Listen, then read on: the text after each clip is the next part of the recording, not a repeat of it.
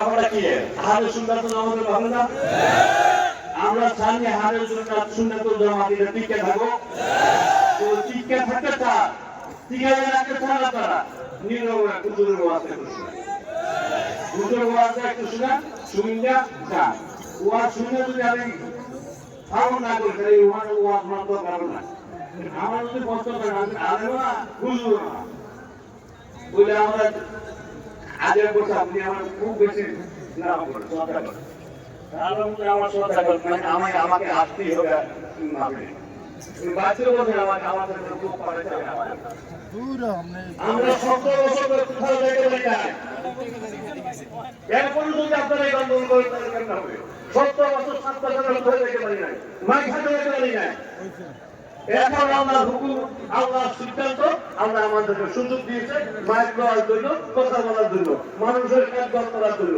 ইনশাআল্লাহ আমরা মানুষের খেদমত করতে আসি, আমরা করে যাবো ইনশাআল্লাহ। কোন সমস্যা নাই। হুজুরের ওয়াজ করবো, হুজুরের ওয়াজটা শরীরভাবে শুনবে তো? কোনো কথা বলবেন না কেউ, কোনো কথা বলবেন না, শুনবেন ওয়াজটা শুনবেন, শুনলে ওয়াজটাকে আমল করবেন। আসসালামু আলাইকুম। আলহামদুলিল্লাহ, লাখ কোটি দরুদ সালাম ওই নবীর নূরানি কদম মুবারকে, যিনি আয়াতুন নবী, নূর নবী, গায়েবের খবর দেনেওয়ালা, হুজুরপুর নূর সাল্লাল্লাহু আলাইহি ওয়াসাল্লামের উম্মত হিসেবে আল্লাহ পাক আমাদের সকলকে কবুল করেছেন। এই জন্য শুকরিয়া দান। আবারও পরিচিত বিষয়ের উপরে কিছু কথা বলার সুযোগ দান করে সকলে বলেন আমিন। আমি সারাদিন ঢাকায় ছিলাম।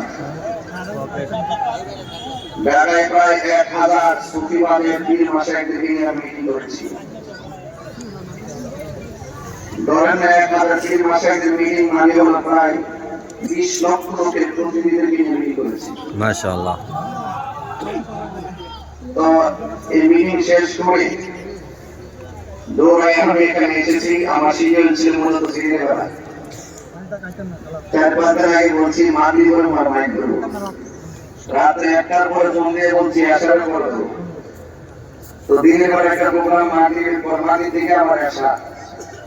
একই বক্তার যে শিডিউল গুলো নড়াচড়া করার পরও আপনারা যে ওদের আগ্রহে বিশ্বাস করেছেন যে আমি আসবো, আর আপনারও হাজার ব্যস্ততাকে পিছনে রেখে ওয়াজ শুনলাম, যে মানসিকতা, এই মানসিকতাকে আমি সেলুট জানাই।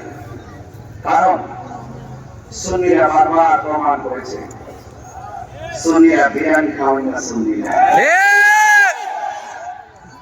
আপনাদের কাউকে কিতাব দিয়ে গাড়ি করে আনতে হয় নাই, আপনারা নিজের পকেটের টাকা খরচ করে এসেছেন।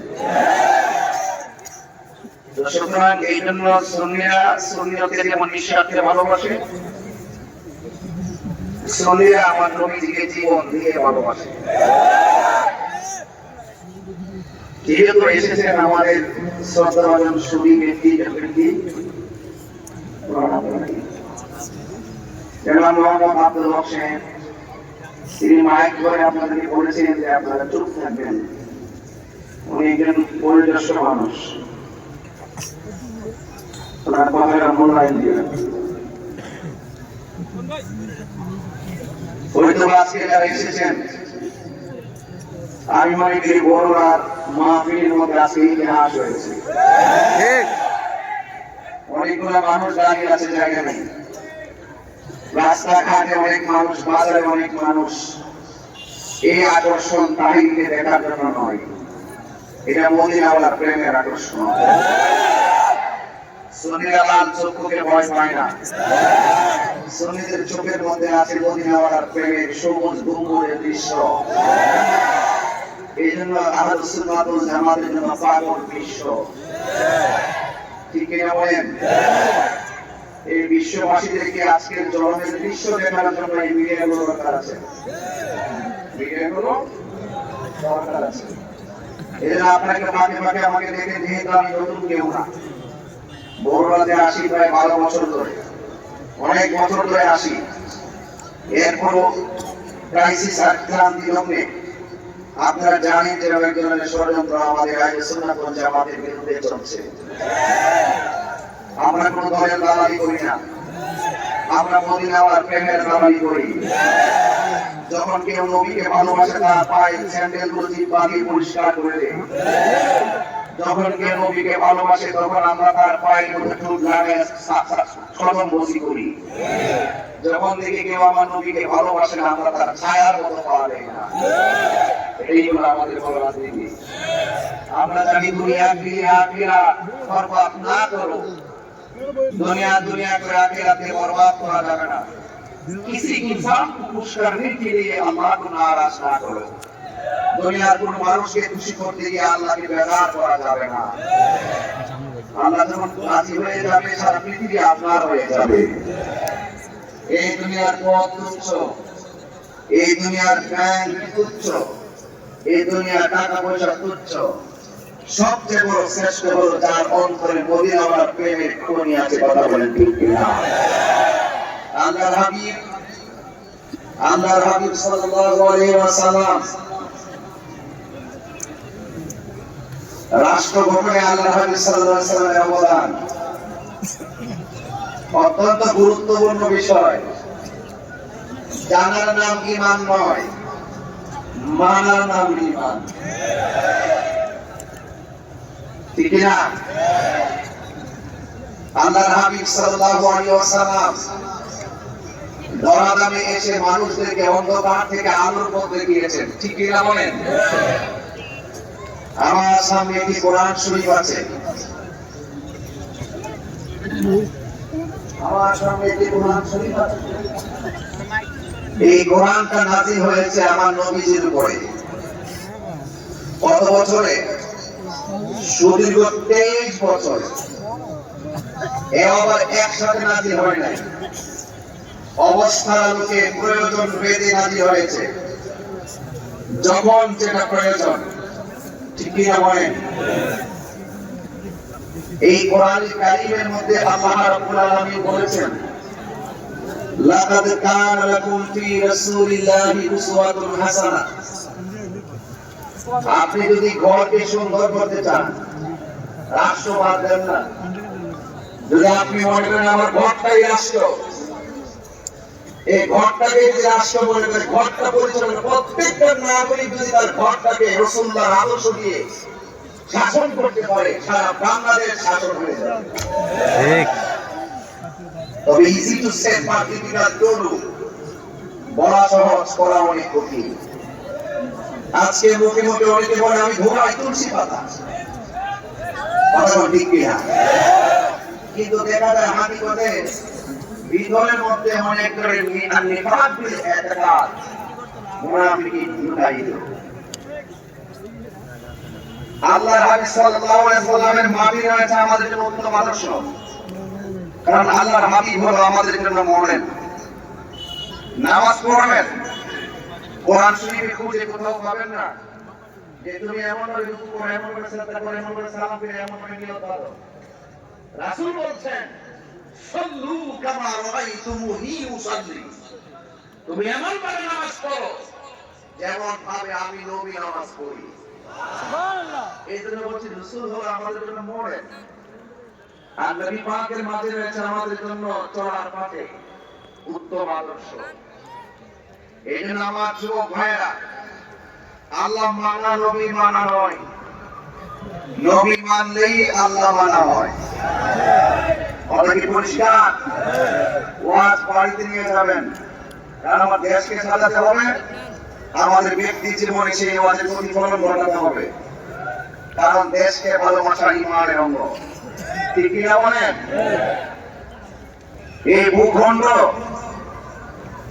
এই ভূখণ্ডে যত মানুষ বাস করে, প্রত্যেকটা মানুষের ঘরে শান্তি আসবে যদি আমরা রাসূল পাক সাল্লাল্লাহু আলাইহি সাল্লামকে ফলো করি। এই জন্য আল্লাহ বলছেন, বন্ধু তাদেরকে বলে দেন, যদি আমি আল্লাহর ভালোবাসা পেতে চাই তারা যেন আপনি নবীকে ভালোবাসে। তারা যদি আপনি নবীকে ভালোবাসে, আমি আল্লাহর প্রতি তাদের ভালোবাসা হয়ে যাবে, আমি আল্লাহও তাদেরকে ভালোবাসবো। এর মধ্যে একটা শব্দ ছোট্ট করে লেখা আছে, ফাত্তাবিউনি, তোমরা আমাকে অনুসরণ করো। যদি নবীকে অনুসরণ করি আল্লাহ খুশি হবেন। আল্লাহ খুশি হয়ে আল্লাহ পাক ওয়ায়াগফির লাকুম যুনুবাকুম ওয়াল্লাহু গফুরুর রহিম। আল্লাহ পাক রব্বুল আলামিন আমাদের সমস্ত গুনাহগুলো মাফ করে দিবেন। সুবহানাল্লাহ। এই মাহফিলগুলো হলো গুনাহ মাফের উসিলা, গুনাহ মাফের উসিলা। আজকে জনমী মাহফিল ইতিহাসের পাতায় অঙ্কিত থাকুক। যদি মনেও যান বলতে পারবেন হাজার হাজার মানুষের মাঝে ইয়া রাসূলুল্লাহ আপনার সুবহান দিয়েছিলাম, এগুলো মিজানের পাল্লায় কথা বলবে। আল্লাহ বলেন ইয়া আইয়ুহাল্লাযিনা আমানু আমিনু বিল্লাহি ওয়া রাসূলিহি। আল্লাহ বলেন হে ঈমানদারগণ, তোমরা আমি আল্লাহর উপর ঈমান আনো এবং আমার রাসূলের উপর ঈমান আনো। আমানু আমিনু, এই জন্য আল্লাহকে আল্লাহ একজন বিশ্বাস করতে হবে, রাসূলের পাককে জানের চাইতে বেশি ভালোবাসতে হবে। আপনি যখন সত্যের পথে থাকবেন আল্লাহ কবুল সত্যতিক্ত, আপনি যখন সত্যের পথে থাকবেন আপনার সব ভালো আসবে। দিন শেষে আবার কেটে যাবে, আলো আসবেই। এই জন্য যুবক ভাইয়ের আমার, আল্লাহ পাক আমাদেরকে দুনিয়াতে পাঠিয়েছেন। এই যে কণ্ঠ দিচ্ছি, এই কণ্ঠ একদিন থাকবে না। বহু আলেমদের ওয়াজ মাটিতে বসে বসে শুনছি, কামের পাশ করেও মাটিতে বসে ওয়াজ শুনছি, যদিও ওয়াজ করতাম। এরপরও মুরব্বী উলামায়ে কেরামদের আলোচনা শুনেছি। এখানে অনেকগুলো ছেলেরা বসে আছে, এই বিষয়গুলো অনেক গুরুত্বপূর্ণ। এই জায়গাগুলো আমার পাশে আমাদের মরুল আসমিয়া জামিল মাদ্রাসার প্রিন্সিপাল মহোদয় বসে আছেন, উস্তাদুল উলামা, বাদুল ফুকাহা, উস্তাদুল উলামা। অসংখ্য ছাত্র আলেম হয়ে গেছে, অসংখ্য ছাত্র এবং সুবক্তা হয়ে গেছে। এই জন্য যতদিন পর্যন্ত আপনি ভালো কিছু সমাজের জন্য দিয়ে যেতে পারবেন, আজীবন আপনার জন্য দোয়া আসতেই থাকবে। কথা বলেন ঠিক কিনা? ভাইরা আমার, আল্লাহ রাব্বুল আলামিনের হাবিবকে জানের চাইতে বেশি ভালোবাসতে হবে। এই ভালোবাসা যখন বেশি বাসবেন, আপনার বিরুদ্ধে অনেক ষড়যন্ত্র হবে, আপনাকে অনেক জ্বালা সহ্য করতে হবে। আপনাকে সমস্ত পরীক্ষাগুলো একজনই দিবেন, তিনি আমাদের রব। ঠিক কিনা বলেন? এই সকল পরীক্ষার মধ্যে যদি আমরা ধৈর্য ধারণ করে থাকতে পারি, তাহলে ইনশাআল্লাহ বিজয় আমাদের আসবে। একটা শর্ত আছে, একটা ঈমানদার হতে হবে। ওয়ালা তাহিনু ওয়ালা তাহসানু ওয়া আনতুমুল আ'লাউনা ইন কুনতুম মুমিনিন। নিরাশ হয়ো না, হতাশ হয়ো না, বিজয়ী তোমারই হবে যদি তোমরা মুমিন হতে পারো। এখন মুমিনকে যারা ওই আল্লাহর মাজার ভাঙে, কথা বলেন, মুমিনকে যারা মসজিদে আগুন লাগাই দেয়, এরা কি মুমিন? ওরা কি বেঈমান? যাদের হাত থেকে মানুষ নিরাপদ না, সে কখনো মুসলমান হতে পারে না। মাযহাবুল মুসলিমুনা মিন লিসানিহি ওয়া ইয়াদিহি, যার হাত থেকে কেউ নিরাপদ না, যার জবানের কথা থেকে কেউ নিরাপদ না, সে যতই মাথায় পানি হোক, যতই মুখে দাঁড়িয়ে হোক, মনে রাখবেন এদের ভিতরে মুনাফিকি রয়েছে। এরা কখনো মুমিন হতে পারবে না, মুসলমান হতে পারবে না, যারা ওই আল্লাহর সঙ্গে বেয়াদবি করে। দেশে শান্তি আসবে কিনা? আপনি বলছেন আধুনিক রাষ্ট্র গঠন করবেন, আধুনিক রাষ্ট্র কি গঠন করবেন? নবীজি কি বলছে? খবর মতো আগুন লাগিয়ে দাও। নবীজি কি বলছেন? মসজিদে আগুন লাগিয়ে দাও। ওই আগুন লাগানো পারা, যারা মসজিদে আগুন লাগায়, এদের বিরুদ্ধে আমাদেরকে রুখে দাঁড়াতে হবে, বাংলাকে সুরক্ষা দিতে হবে, ইসলামের সঠিক ভাবধারাকে মাথা রেখে সুরক্ষা দিতে হবে। নবীকে আদর্শের পতাকাকে উড়াতে হবে। যারা নবীর বিরুদ্ধে অবস্থান নিবে, যারা ওলি আল্লাহর বিরুদ্ধে অবস্থান নিবে, সেখানে সকল আহলে সুন্নাত ওয়াল জামাতের আমার সুফি তরফে ঐক্যবদ্ধ থাকতে হবে। কথা বলেন।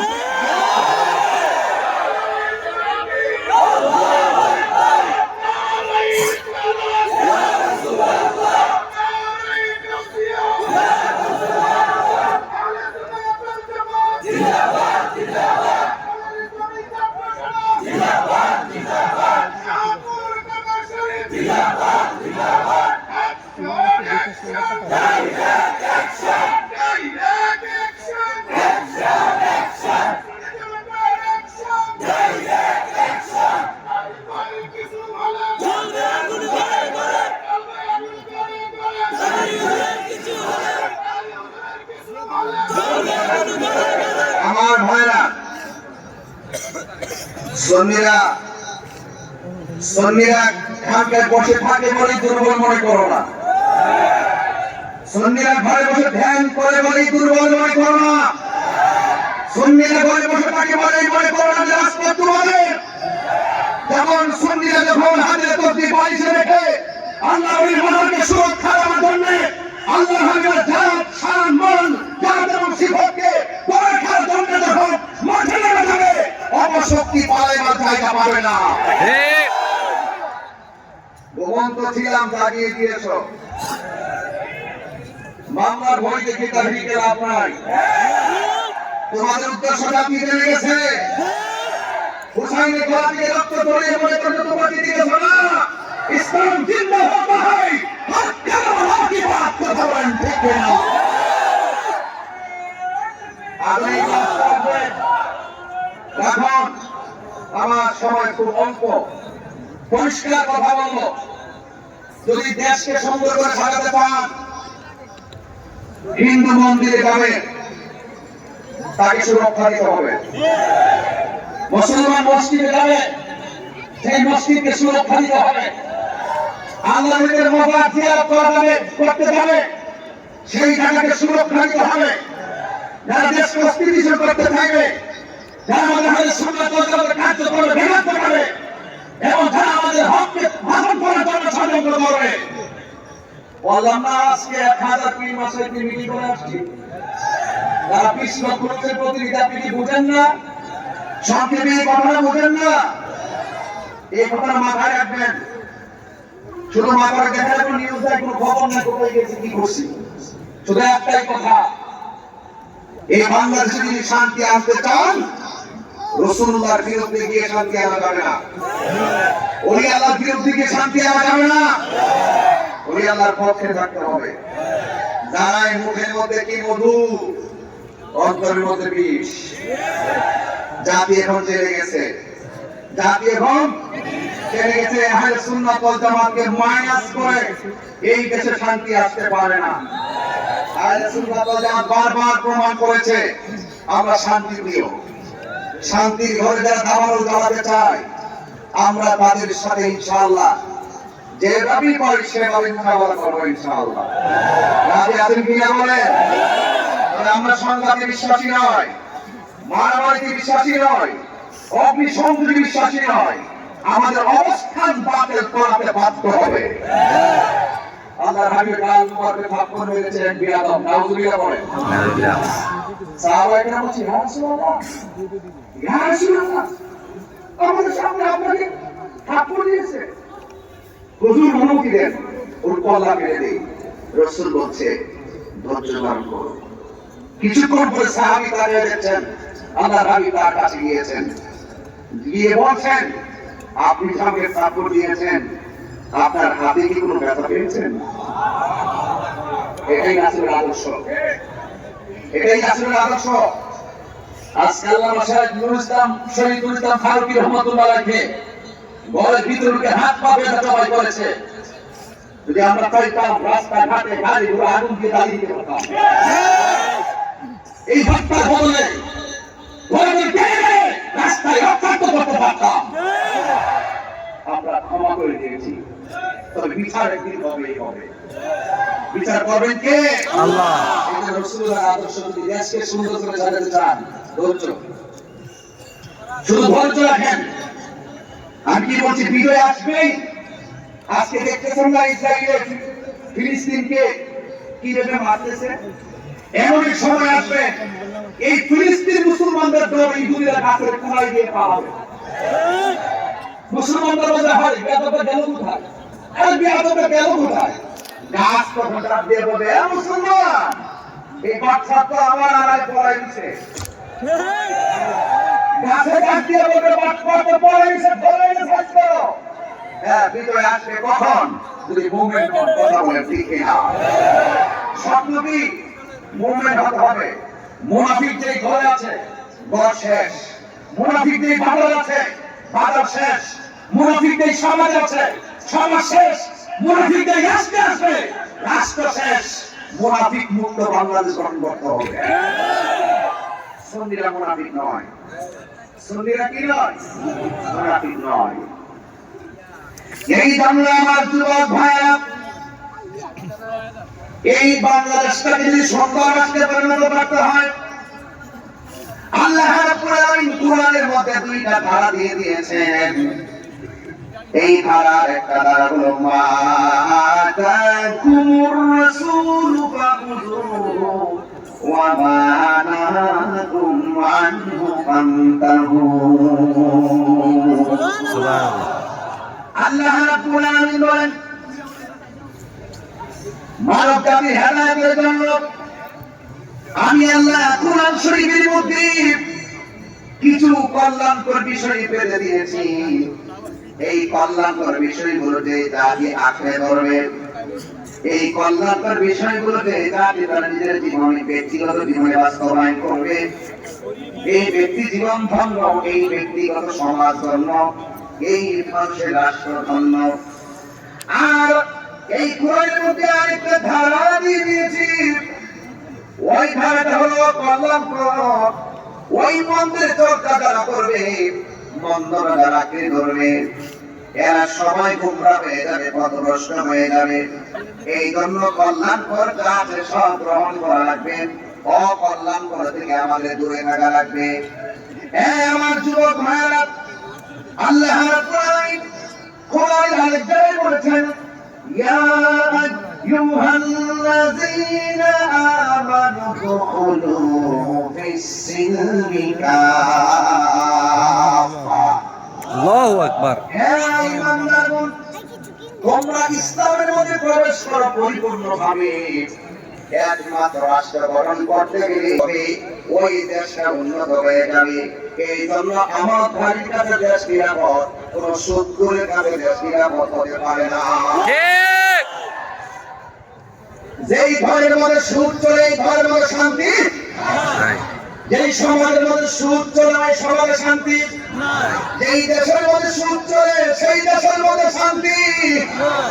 এই জন্য আমরা কোরআন ধরে বলতেছি, কল্যাণকর যা আছে, কল্যাণকরের মধ্যে শ্রেষ্ঠ কল্যাণের পথ হলো নামাজ। কি বলছি? নামাজ সর্বোত্তম ইবাদত হলো নামাজ। আর আপনি শুধু অন্যায় করেন, অন্যায়ের ভিতরে আল্লাহ রাব্বুল আলামিন ভয়ঙ্কর যে অন্যায়টার কথা বলেছেন, সেই অন্যায়টার মধ্যে এক নম্বর অন্যায় হলো আল্লাহর সঙ্গে শরীক করা। কি করা? আল্লাহর সঙ্গে শরীক করা। আল্লাহর সঙ্গে শরীক করা যাবে না, নবীর সঙ্গে নাফরমানি করা যাবে না। এরপর আল্লাহ রাব্বুল আলামিন কোরআনে বলেছেন, ওয়া মা নাহাকুম আনহু ফান্তাহু। যা বলছি অকল্যাণকর তা থেকে তোমাদের দূরে থাকা লাগবে। আপনারা জবান খুলে বলুন, সুদ খাওয়া কি হালাল না হারাম? আর জবান খুলে বলুন। এই জন্য যুবক ভাইরা আমার, হালালকে হালাল বলতে হবে, হারামকে হারাম বলতে হবে। যদি এই পার্থক্য আপনি না করতে পারেন, তাহলে সমাজে কখনো শান্তি আনা যাবে না। এই জন্য আমার নবী, আপনার নবী রাহমাতুল লিল আলামিন কোরআনে বলে দিয়েছেন, মান সালিমাল মুসলিমুনা মিন লিসানিহি ওয়া ইয়াদিহি।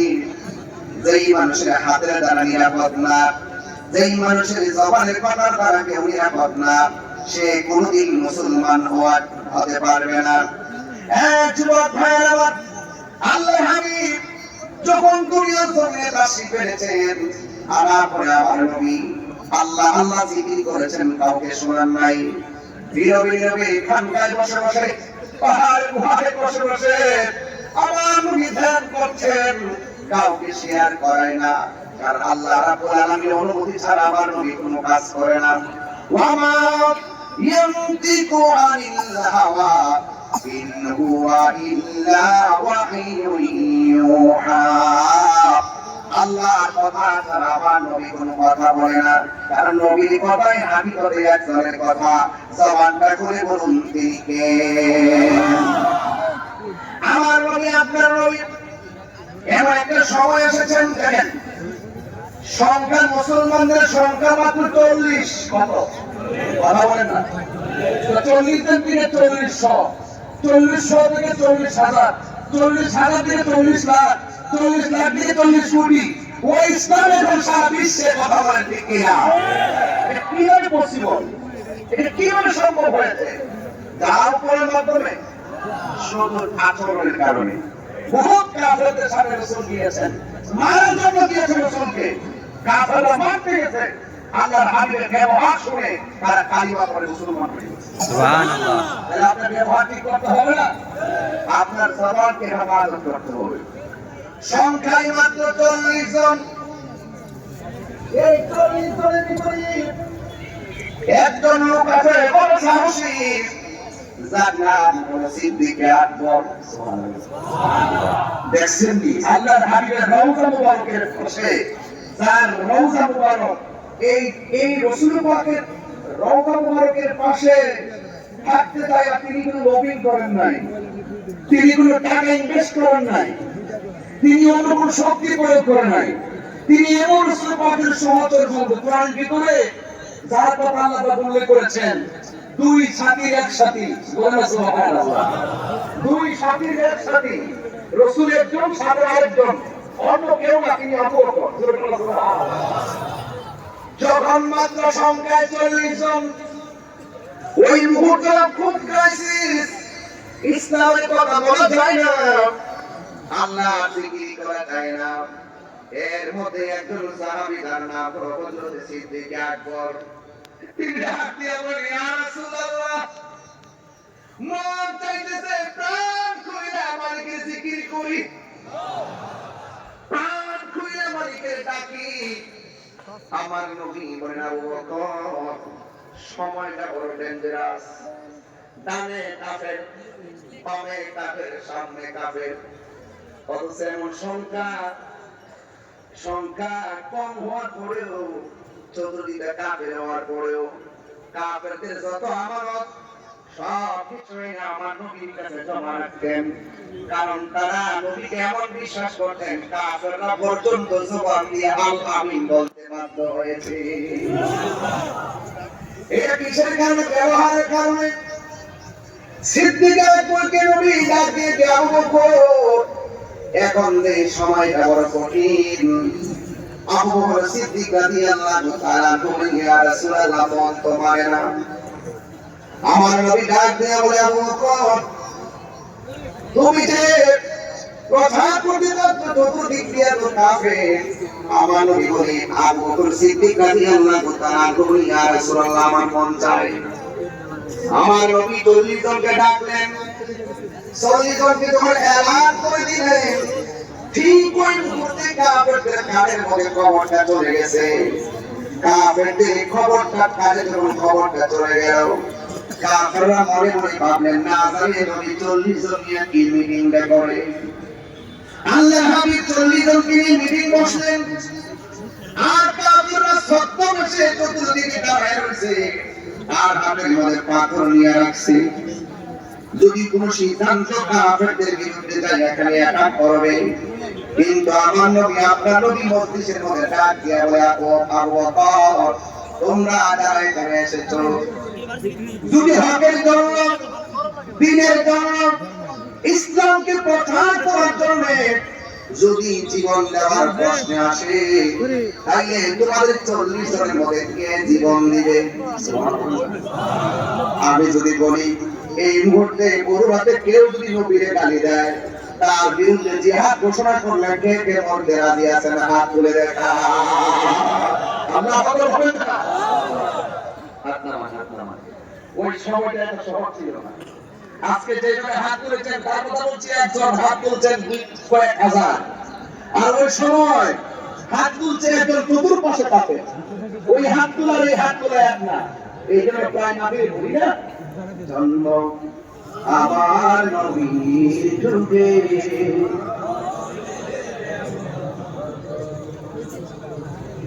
জন্ম আমার নবীর যুগে হলে কেমন হতো দুনয়নে রসূল পাক দুনয়নে